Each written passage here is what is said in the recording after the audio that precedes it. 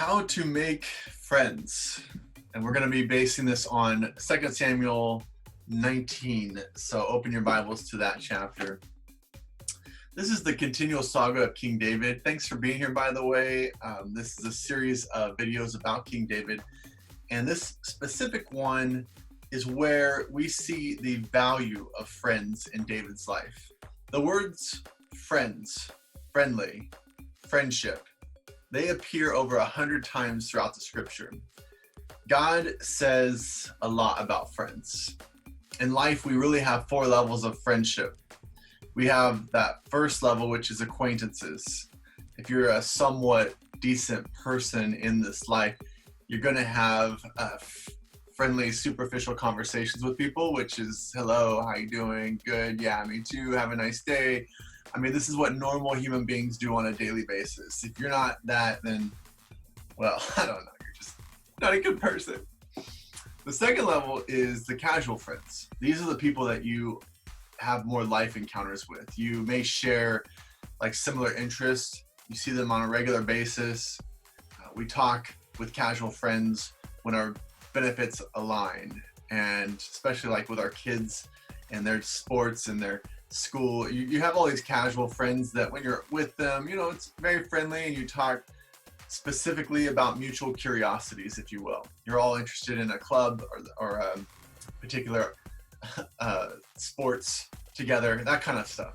You may even ask a casual friend their opinion on something because you kind of care what they think. The third level is close friends. These are the people that we can discuss the harder questions with and really have fun with. These people get you, and you like to hang out with them. You hang out together more often. You do projects together. You exercise together. You socialize together. You know, have a little wine time with these close friends. Sometimes you might even vacation with close friends. But then there's this fourth level, this intimate level, intimate friends. These are those few people in our life that we are deeply committed to.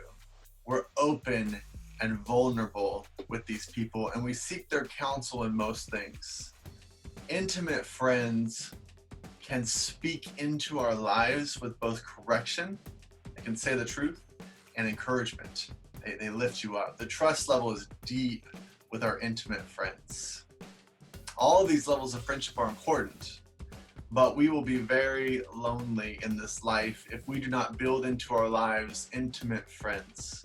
This needs to be one of our highest priorities, something that we're working on daily. All of us need at least one person who offers this intimate friendship in which we can experience this life with. How many of you desire that intimate friend? And how many of you immediately think of your intimate friend and go, yeah, they're the best? As we turn to King David in 2 Samuel 19, we find him in his darkest days. We have to backtrack though to see really why David is in his darkest days, because it's kind of his fault.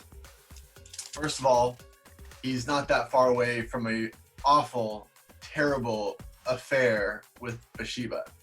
And then he had her husband killed to try to hide it, which goes very badly, and he loses his baby in this process.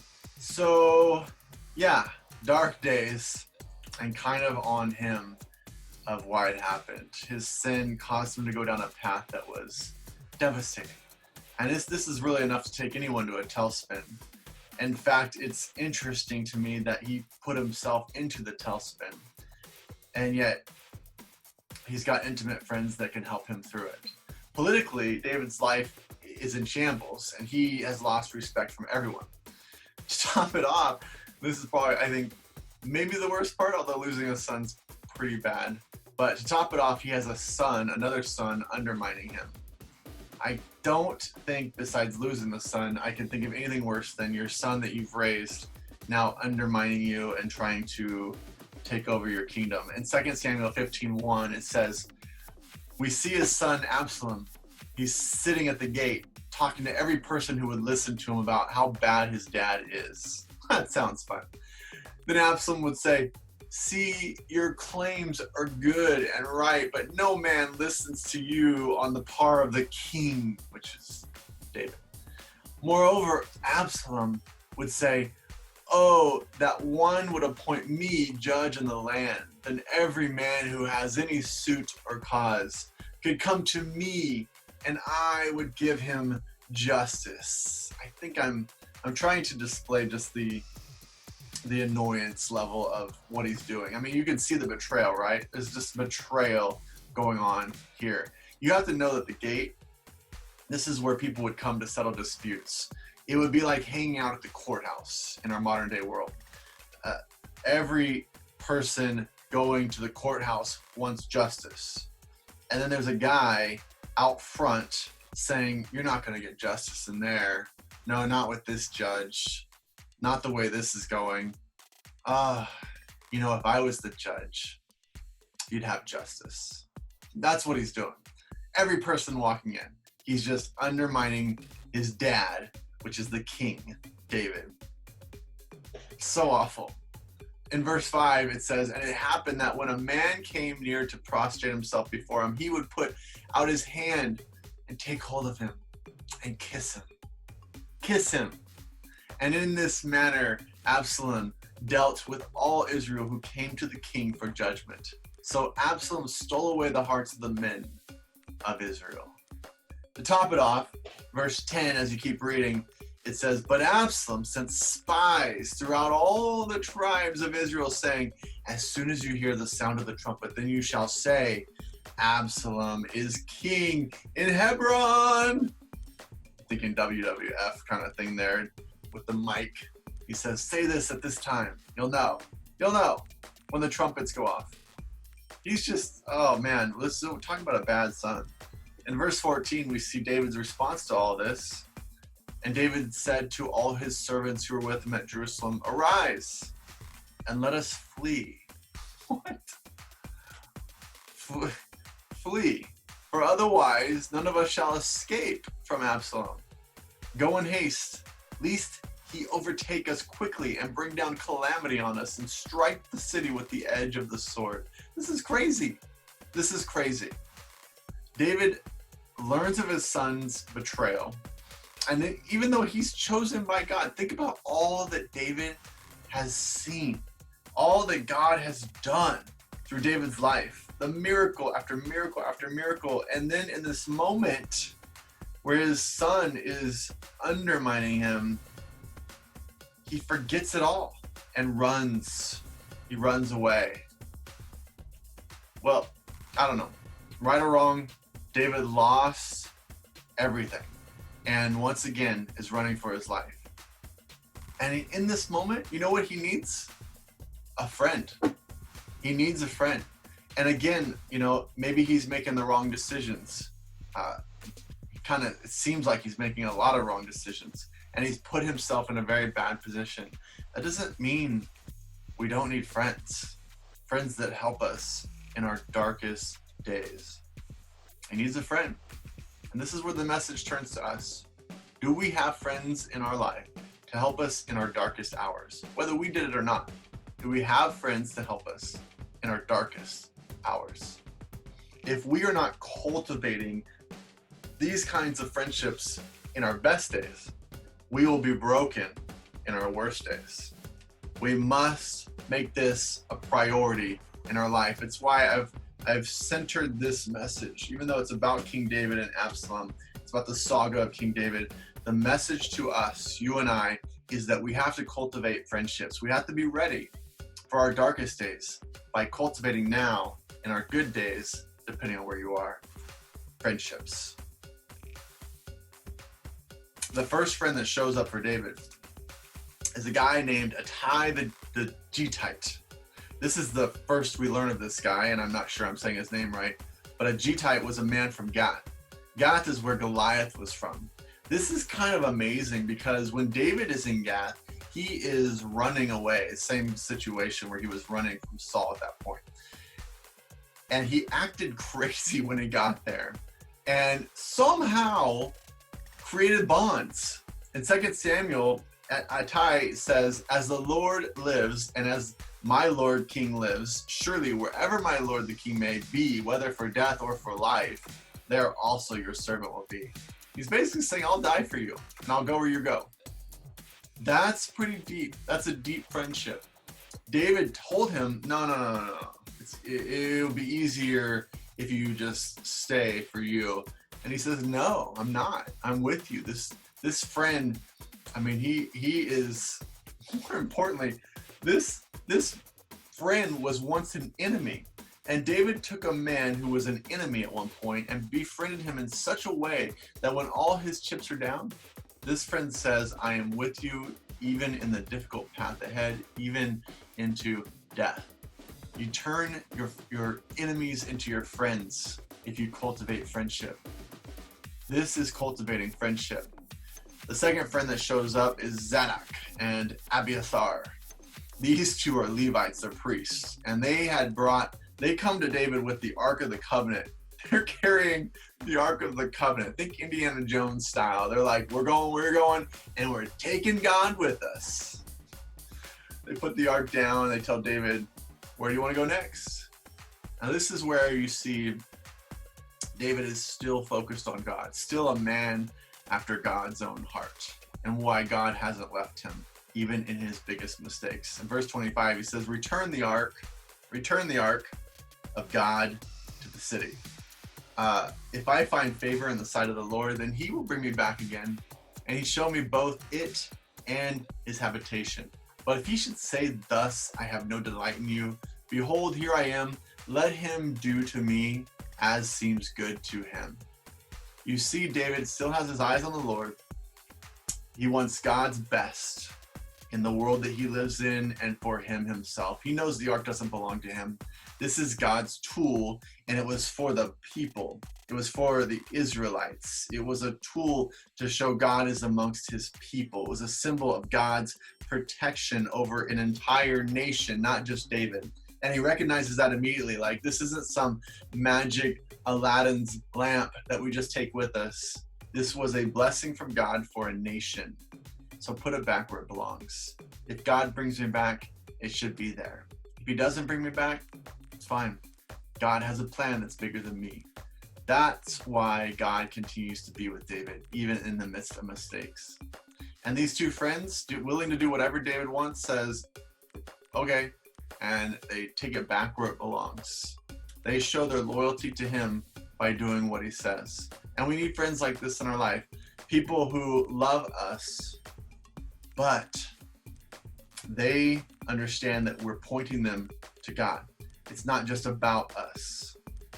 They understand that continually pointing to Jesus, continually pointing people to God, in the midst of tragedy, we will still do that, and they will still follow God, not you. Very valuable lesson there. Next friend shows up is Hushai, the Archite. By the way, I'm sure I'm getting all these names wrong, so if you are someone who knows the actual saying of these things, that's fine. Put it in the comments or something. But at this point, David is barefoot. He's weeping. Everyone with him's crying. They're traveling and they're running for their lives, but they're crying. It's a horrible moment. And this is when Hushai shows up with his coat torn, dust all over his head. And this is how people of this day would show their pain over a situation they were in. So what basically he's doing is he's showing up saying, I feel your pain. I threw a bunch of dirt on my head. I tore all my clothes because I want to identify with you. He wants to be a living example of the pain that David's going through. You know what? We need friends like this. This is the friends that you can cry with. These are the ones you cuddle up in a blanket with and they just hold you. Might be weird if that's your buddy or something, but I think you know what I mean. Those people in your life that they jump in the moment with you. They cry. They don't try and solve the problem. They're just with you. The loyalty of this friend is shown with what David tasks him to do next. Really catch this. It's verse 34. If you return to the city and say to Absalom, I will be your servant, O king, as I have been your father's servant in the past, so I will now be your servant. Then you can thwart the counsel of Ahithophel for me. Now, who's that guy who I just said? That would be Absalom's counselor. David, being a military strategist that he has always been, he sets up this plan of attack in the midst of his pain. It just shows you his mind hadn't completely turned off. And that works, by the way. This is exactly what does happen.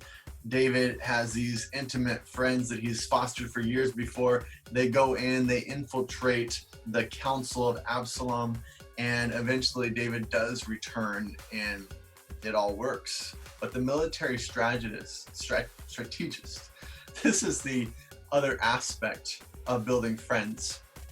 You never know who you might need in the future or who will need you in the future. So these friends can be valuable allies in what you face next. You always want to keep cultivating friendships because you never know when you just might need them for what God is doing next, or they might need you in what God is doing with them next. You may not know why in the moment you're spending so much time building these friends into your life, but in the time of need, you'll see exactly why this was such an important thing to be doing. We're not going to go over all the names, but David did this strategic plan of attack with several friends that we never saw before this point in the Bible. Where their names were just random and we're like, where'd that guy come from? And each of these friendships he cultivated in such a way that ultimately they infiltrated what was a takeover, a hostile takeover by, I want to say a foreign power, but it was his own son, so it's not even that. But they returned him to the kingdom because he cultivated friendships that would be there for him in the time of need. The next friends that show up are Shobai, Machir, and Barzillai. Again, I don't know if that's right, but you get the gist. These friends brought beds, basins, pottery, wheat, barley, flour, parched grain, beans, lentils, parched seeds, honey, curds, sheep, and cheese of the herd. All of that's in the Bible. Every item they brought is in the Bible, which is funny. Just these stories have such detail to them. It's a crazy, crazy stuff. Anyway, David, they not only they bring all that for David, but they brought it for his entire group that was running away. They're out in the desert running, and friends show up with everything they need to survive. Do you have friends like that? The friends that will be there with exactly what you need at your lowest point. You know if you have these friends, and you probably know if you don't. If you do not have these types of friends that are going to be there in your lowest point to help you through it, start cultivating these friendships right now.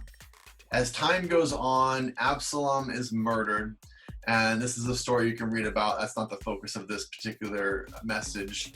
Another sermon for another day. It's sad, it's super sad, but the purpose of this is I want you to think about David in this moment. It's not a joyful moment when his son dies. The person who tried to overthrow him is dead, but that would be his son. He is distraught, he is heartbroken. In verse 33 it says, "And the king was deeply moved and went up to the chamber over the gate and wept. And thus he said as he walked, 'Oh, my son Absalom, my son Absalom. Would I have died instead of you? Oh, Absalom, my son, my son.'" Can you imagine?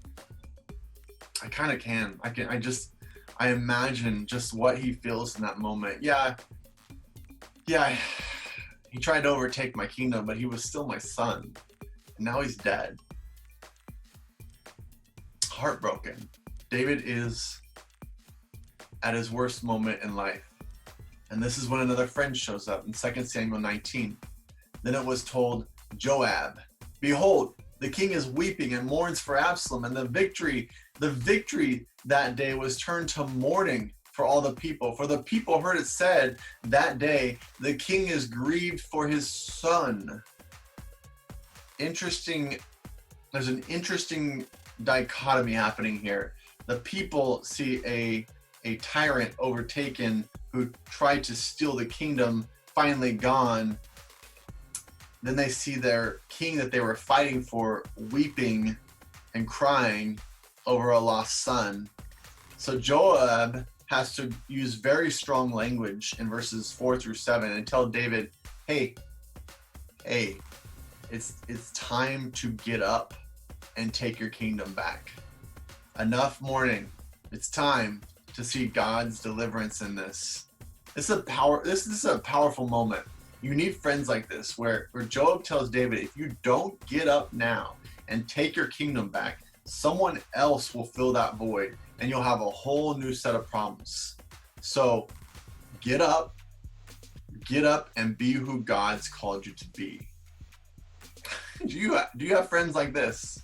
The ones who will speak the truth and pick you up out of your mourning and to get you back on your feet. You have to have these strong friends. David does, and he listens and returns. See, friendships are key aspects of life.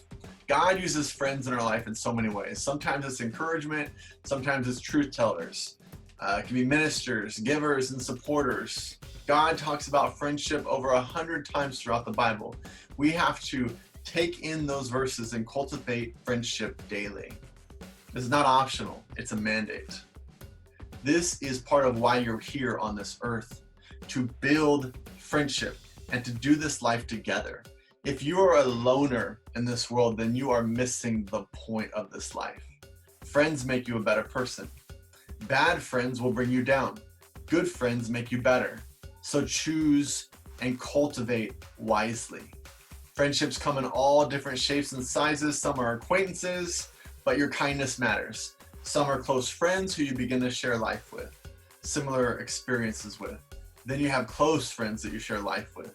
Some are those intimate friends who you can say anything to and they won't judge you, but rather help you in your darkest days. Do you have each of these friendships in your life?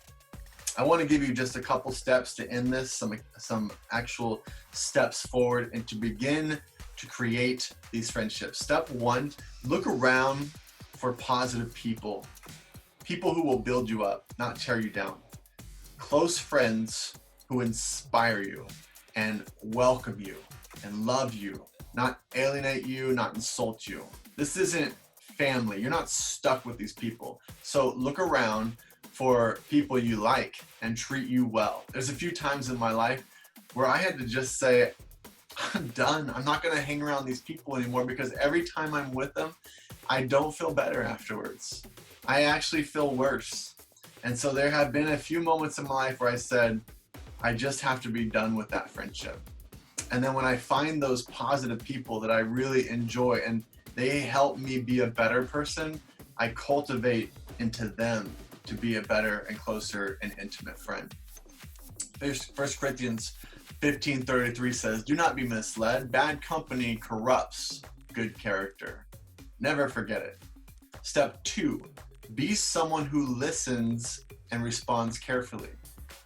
Have you noticed how everyone on social media is just so kind and they listen and they think through a careful response with logic and reasoning and facts? Yeah, me either. No, that is not the world we live in anymore, right? Somehow, I don't know how, but most people have figured it all out. They have every complex issue completely figured out because they know that they are right. I'm always amazed at how confident they are. Like, this is the correct opinion and everybody else is an idiot. I just don't understand how we got so many geniuses in our world that know all the answers. It's amazing, right? Where is the listening, the respectful dialogue of multiple views on issues? Where's the value in other people, caring about the other person as a person? The belief that all people are created by God and that what you say matters. So take your time, listen, and respectfully and carefully respond an appropriate response. Where is that? The Bible says, John 15:12, my command is this, love each other as I have loved you. Greater love has no one than this, to lay down one's life for one's friends. I'm not going to go too far into this, but I've actually got to where I don't say anything on social media that's really of much value besides God stuff. And even that gets criticized because the arrows, it's like you have an opinion and then just the attack. You're like, whoa, I guess we're not talking about the subject. What if we just listened and carefully responded a little bit more? I think the world would be a better place. Which leads us to point 3, be empathetic. In every situation, there's 2 sides to every story. Try to understand things from multiple points of view. You have friends with a different point of view who can help you communicate and understand each other better and probably understand issues better. Use your friends in a way that you actually are generous with knowledge and wisdom and compliments and gratitude. Colossians 3:12 says, therefore, as God's chosen people, holy and dearly loved, clothe yourself with compassion, kindness, humility, gentleness, and patience. Bear with each other and forgive one another. If any of you has a grievance against someone, forgive as the Lord forgave you. And over all these virtues, put on love, which binds them all together in perfect unity. What if we lived like that? Empathetic. 4, you gotta get this one. Give time. You have to make time in your schedule for friends. If you have been asked to hang out with friends and you're scheduling them out months later because you're like, I just don't have time for anything right now, you're not a friend. That's not what friends do. If you really are that busy, your life is so busy that you don't have time for friends, use your phone, use email, text message. A text message can go a long way in keeping the kindling in a friendship. There are great apps like Marco Polo where friendships can continue even though you're squeezing it in between other events, between quarantine and pandemics and busyness of life. If you want friends, make the time to be a friend and cultivate friendship. The Bible says in Ecclesiastes 4:9, 2 are better than 1 because they have a good return for their labor. If either of them falls down, one can help the other up, but pity anyone who falls and has no one to help them up, right? You have to cultivate that. Finally, have fun. Friendships, like any other relationship, can fall into these ruts of, oh, it's just a drain. Especially if you're just, it's someone you complain with all the time. You gotta shake it up, go out, go golfing, have fun, play cards, whatever you need to do, mix it up a little bit. It'll do wonders, just like your marriage, your relationships. As you cultivate into these deeper relationships fun, it matters. Proverbs 17:17, a friend loves at all times, and a brother is born for a time of adversity. A friend loves, and a brother helps you through adversity. I hope this is helpful. 5 steps just to begin cultivating friendships. If you're like me, I just need to continually remind myself to get in there and make friends. You gotta make friends. It matters. Life is about this particular issue and it matters. So take the time to do these steps. Let me know in the comments below where you are in this, how it affects you, moves you, where your friendships are. If you have other steps that have helped, if you want to be my friend, put it in the comments below. Subscribe, hit the notifications button, like and share this. Thanks for being here today. Go ahead.